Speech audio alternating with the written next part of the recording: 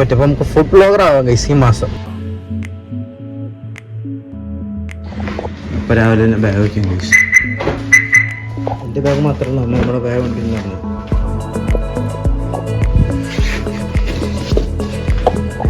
എൻ്റെ ബാഗ് തന്നെയുള്ളൊന്ന് അമ്മ നമ്മുടെ ബാഗ് കൊണ്ടിരുന്നുണ്ട് ഗൈസ്. ഇപ്പോൾ വീട്ടെടുക്കാം, എന്നിട്ട് പോവാം, വണ്ടി ലോക്ക് ചെയ്യാം, എന്നിട്ട് നേരെ കോളേജിൽ പോകാം. ഓക്കെ, നേരെ കോളേജിൽ വരാം ഗൈസ്. സമയം ഇപ്പോൾ 9:07. ഇതുവരെ ആരും വന്നിട്ടില്ല കോളേജിൽ.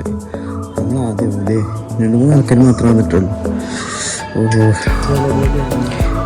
മുടുക്കത്തെ ചൂടും ഫുള്ള് സ്വെറ്റായിരിക്കുക.